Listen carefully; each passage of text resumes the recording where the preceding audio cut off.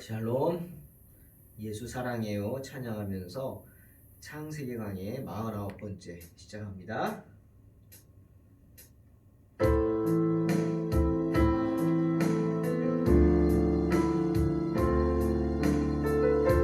예수 사랑해요. 예수 사랑해요. 나 주 앞에 엎드려 경배와 찬양 왕께 드리네.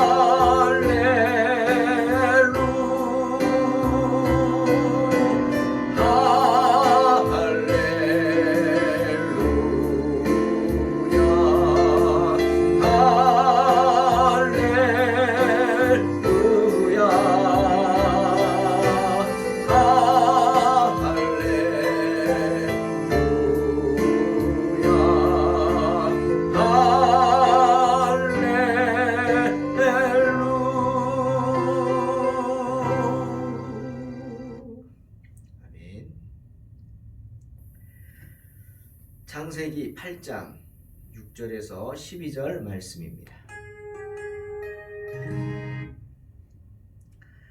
40일을 지나서 노아가 그 방주에 난 창문을 열고 까마귀를 내놓음에 까마귀가 물이 땅에서 마르기까지 날아 왕래하였더라.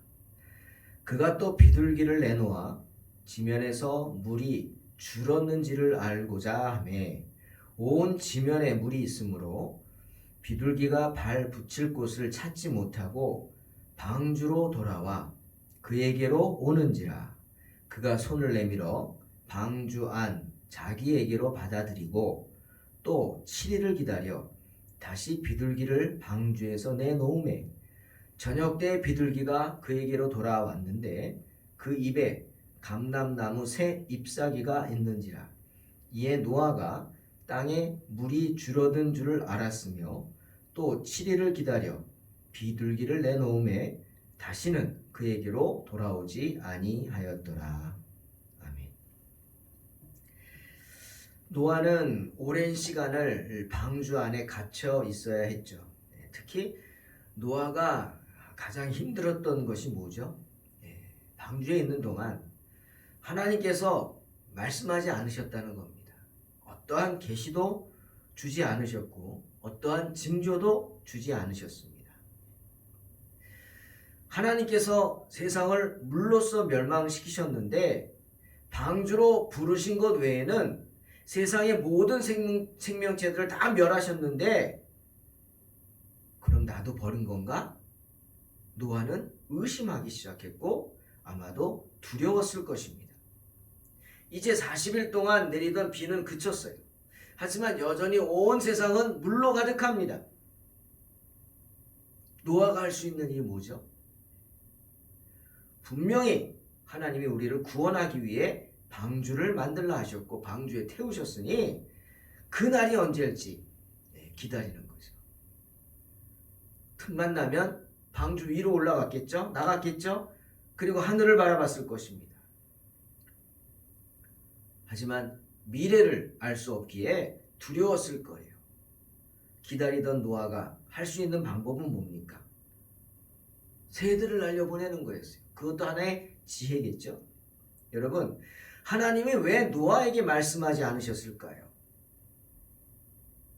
홍수에 대해서는 얘기하셨죠. 자세하게 말씀하셨어요. 아니, 시기까지 말씀하셨어요. 언제, 또 비가 얼마나 올 것이다.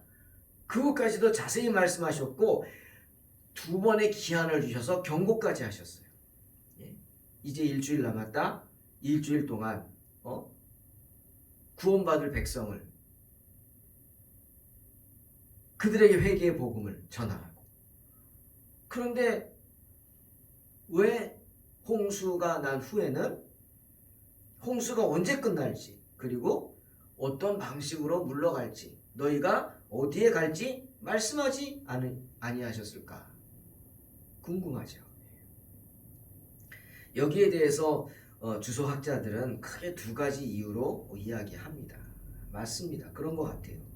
하나는 뭐냐면 노아가 쓸데없는 관심, 쓸데없는 호기심을 갖지 않게 하기 위해서예요. 여러분, 홍수가 난 후에 노아가 할 수 있는 일이 뭐가 있어요? 없습니다. 노아가 관심 가질 일이 없어요. 필요가 없어요. 왜? 노아가 할 수 있는 일이 없기 때문에. 그냥 노아는 기다려야죠. 우리 지난 시간에 사도 바울이 고린도전서 14장 34절에서 뭐라 그랬죠? 여자는 교회에서 잠잠하라 했어요. 그 이유가 뭐라 그랬죠? 여자라서 잠잠하라? 아니요. 큰일 날 소리죠. 그게 아닙니다. 바로 쓸데없는 관심을 갖지 말라는 거예요. 하와가 쓸데없는 관심을 가졌기 때문에, 쓸데없는 호기심 때문에 뱀의 유혹에 넘어갔죠. 그렇듯이 교회에 와서 쓸데없는 데 관심 갖지 말고, 쓸데없는 호기심 갖지 말고 잠잠하라는 거죠. 노아가 지금 그런 상황입니다. 쓸데없이 홍수 후를 자기가 걱정하고 생각할 필요가 없어요. 언제 끝날지 그건 하나님이 하시는 거예요. 내가 하는 게 아니죠. 지금 방주를 몰고 가는 게 누굽니까? 노아입니까? 선장이에요? 야, 일로 가자, 일로 가자. 아니잖아요. 선장은 하나님이세요. 노아는 그저 타고 가는 하나님의 손님일 뿐이에요. 잠잠해야 되죠. 그래서 말씀 안 하셨다는 거예요. 또 하나는 뭐냐? 노아가 영적인 분별력을 갖게 하기 위해서, 훈련시키기 위해 그랬다는 거죠. 여러분, 재앙 수준의 큰 비가 옵니다. 그것은 하나님의 계시에 의하지 않고는 알 수가 없어요. 그죠? 하지만 물이 빠지는 것, 물이 줄어드는 것은요, 우리가 상식적으로도 알 수 있어요. 홍수가 나가지고 난리가 났었죠. 그런데 물이 빠져가는 것, 먼저 뭐예요? 비가 멈춰야죠. 떨어지는 비가 멈추면 이제 물이 빠지겠구나 상식적으로 생각할 수 있어요. 그리고 나가보면은 점점 물이 줄어드는 모습을 볼 수 있죠. 상식 수준에서도 그건 알 수 있다는 거예요. 마태복음 16장에 바리새인과 사두개인들이 예수님을 찾아옵니다. 그리고 예수님을 시험하죠. 그리고 이렇게 말합니다. 당신이 메시아냐고? 그럼 표적을 보여달라고 요청합니다. 표적을 보이라. 그렇게 많은 표적을 보고도 믿지 못하고 또 보이라는 거예요. 소경이 눈을 뜨고 안진뱅이가 일어나고 귀신이 쫓겨나고, 이거는 성경에도 예언이 되어 있어요. 메시아만이 이런 기적을 행한다고. 그 표적이거든요. 그런데 믿지 못하죠. 또 보이래요. 그때 주님이 뭐라 그러셨어요? 너희가 저녁에 하늘이 붉으면 날이 좋겠다 하고, 아침에 하늘이 붉고 흐리면 오늘은 날이 굳겠다 하지 않느냐? 너희가 날씨는 분별할 줄 알면서 어찌 시대의 표적은 분별할 수 없냐? 하고 책망하셨어요. 그겁니다. 왜 우리 노인분들이 비가 올 것 같으면 굳은 날은 아침에 일어나면 벌써 몸에 사인이 오죠. 예? 찌뿌듯하고 온몸이 쑤시죠. 다리가 쑤시고. 그럼 뭐라 그럽니까? 아, 오늘 비가 오려나 보다. 삶의 경험을 통해서 아는 거죠. 예? 또 날씨를 관찰하면서 관찰함으로 알 수 있는 거예요. 마찬가지입니다. 우리가 시대의 표적도 관찰해야 돼요. 예? 경험을 통해 그리고 수시로 관찰함으로 알 수 있는 거예요. 말세의 징조에 대해서 누가복음 21장에서 주님이 말씀하셨잖아요. 이런 일이 일어나면 말세가 오는 징조니까 잘 깨어 있으라. 그렇듯 비가 멎고 물이 빠지는 것을 안다? 그건 특별한 계시가 필요하지 않습니다. 그냥 우리가 날씨 관찰하듯이 잘 시대의 상황을 살피면 되는 거예요. 영적 분별력을 가지고 하루하루 관찰하면 되는 겁니다. 그러기 위해서 어떻게 해요? 깨어 있어야죠. 때문에 주님도 늘 깨어 있으라 그랬어요. 마가복음 13장 31절 33절 천지는 없어지겠으나 내 말은 없어지지 아니하리라. 그러나 그날과 그때는 아무도 모르나니 하늘에 있는 천사들도 아들도 모르고 아버지만 아시느니라. 주의하라. 깨어 있으라. 그때가 언제인지 알지 못함이라 말씀하십니다. 노아는 영적인 분별력을 갖기 위해서 늘 깨어 있었습니다. 그래서 그 징조를 알려고 힘썼습니다. 그래서 까마귀를 먼저 내보낸 것 같아요. 그리고요, 여러분 오늘 본문 10절을 보십시오. 뭐라 그랬어요? 또 7일을 기다려 다시 비둘기를 방주에서 내놓았다 말씀하시죠. 까마귀가 어디 앉을 데가 없으니까 돌아왔어요. 그러면 돌아온 날 다시 내보내든지, 예? 아니면 다음 날 바로 또 내보내든지 비둘기를 내보내지 않고요. 7일 후에 보냈다고 합니다. 7일 후에. 근데 비둘기가 가서 또 감람나무 잎사귀를 물고 오자 또 7일 후에 또 보내죠. 7일이 뭐죠? 안식일입니다. 안식일. 안식일에 보내고 또 일주일 있다가 안식일날 그 다음 안식일에 또 보냈다는 거예요. 무슨 말이죠? 노아는 안식일을 기억하여 거룩하게 지켰다는 거예요. 노아가 하나님 앞에 예배드리는 경건한 안식일을 지키는 삶을 살았다는 증거라는 거죠. 정말 그런 것 같습니다. 그죠? 일주일, 7일, 7일 있다가, 7일 있다가, 7일 있다가, 7일 간격으로 세대를 보냈어요. 바로 노아가 자신은 물론 가족들이 영적으로 깨어 있어서 주님만 바라보기를 힘썼다는 겁니다. 여러분, 왜 까마귀가 왔는데 또 까마귀를 안 보내고 비둘기를 보냈을까요? 여기 이유가 있어요. 관심이 많죠. 왜 까마귀지? 왜 비둘기지?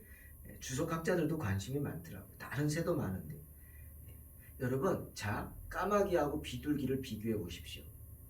까마귀요? 무서운 새입니다. 제주도에 가면 까마귀가 엄청 커요. 근데 그 까마귀들은 육식동물이에요. 썩은 고기 먹어요. 한라산에 가서 치킨을 갖고 가서 이렇게 갖고 가면 냄새나서 까마귀들이 까맣게 막 몰려옵니다. 그러면 치킨을 들여다가 그냥 하늘로 싹 던지면요, 까마귀가 세게 날라와서 다 공중에서 채 갖고 갑니다. 뼈채 아득아득 씹어 먹습니다. 그게 까마귀입니다. 하지만 비둘기는 아니죠. 우리 지난 주일날 까마귀가 양 잡아먹으려고 양 가로채는 거 보셨잖아요. 입맛 다심났단 말입니다. 그러나 비둘기는 아닙니다. 곡물을 먹는 온순한 비둘기죠.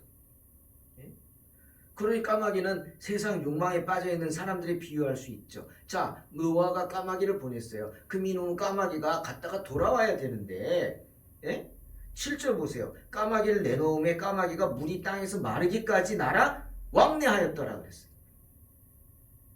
갈 데가 없으니까 날아다니다가 방주로 돌아온 거예요. 앉아야 되니까. 근데 노아에게 온 게 아니라 방주 한편 꼭대기 어디 가서 노아의 손이 닿지 않는 곳에 앉아있는 거예요. 나 너 싫다는 거예요.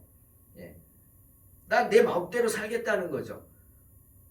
그리고는 또 돌아다니다가 없으니까 또 와서 방주에 어디 꼭대기에 앉아있고, 노아의 손을 떠난 겁니다. 그러니 노아가 까마귀를 또 보낼 수가 없는 거예요. 자기 멋대로 다니니까.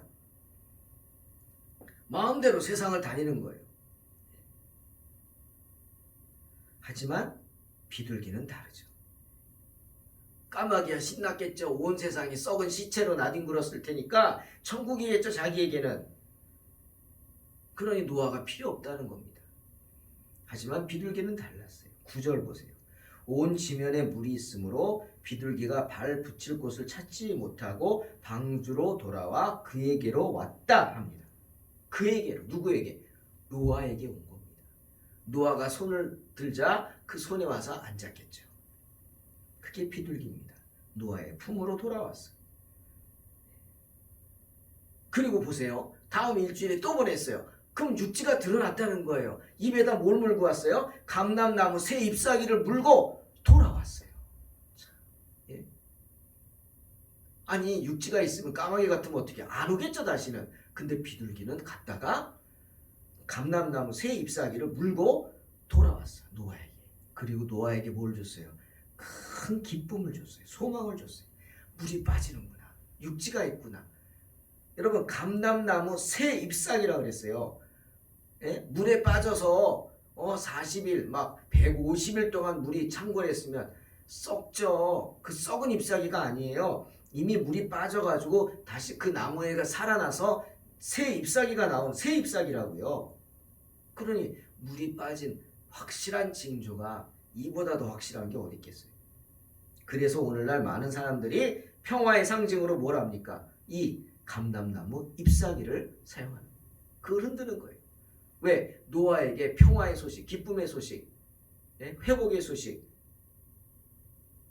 그 소식을 전해준 게 감람나무 새 잎사귀거든요.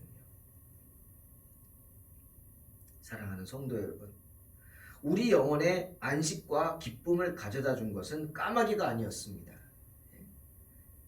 세상 욕심에 빠지고 그냥 더러운 썩은 시체나 뜯어먹고 그것이 천국인 줄 생각하는 그런 어리석은 인간들이 아니란 말이에요. 우리에게 안식과 기쁨을 가져다 줬던 것은 비둘기 같은 사람이었어요. 비둘기예요. 비둘기 같은 성품이란 말입니다. 때문에 우리가 어떤 은혜를 사모해요? 까마귀 같은 은혜를 사모합니까? 까마귀 같은 성령을 사모하나요? 아니죠. 비둘기 같은 성령을 사모하는 겁니다. 우리는 노아와 같이 어떠한 형편과 처지에서도 영적으로 늘 깨어 있어야 합니다. 깨어서 경건하게 예배 드리기를 힘써야 합니다. 주님을 바라보고 기대하는 소망의 삶을 살아야 합니다. 그래서 영적으로 각성하여서 주님께서 우리를 통해 이루기를 원하시는 것들을 하나하나 이루어가야 합니다. 특히 어떤 심령으로? 어떤 마음으로? 까마귀 같은 마음? 물어뜯는 마음? 썩은 시체나 탐하는 마음? 그런 마음이 아니라 비둘기같이 온유한 심령으로 주님이 원하시는 일들을 하나하나 이루어 나가는 복된 성도가 되시기를 주의 이름으로 축원합니다. 기도하겠습니다. 하나님 감사합니다. 비둘기 같은 성령님, 저희에게 비둘기 같은 온유한 심령, 성품을 주시고 정말 방주 안에서 하늘만 바라보고 주의 은혜를 사모했던 노아처럼 반드시 주님은 우리를 회복시켜 주실 줄 믿습니다. 믿음으로 인내하면서 노아처럼 거룩하게 안식일을 지키며 주님 바라보는 복된 성도 되게 하여 주시옵소서. 이 코로나 시대에 정말 우리가 할 수 있는 것이 아무것도 없지만 주님 바라보고 내 자리를 지킵니다. 하루하루 일용할 양식을 주시는 주님의 은혜를 사모하오니 지켜주시고 복되게 하여 주시옵소서. 예수님의 이름으로 기도하옵나이다. 아멘. 믿음으로 승리하시기 바랍니다.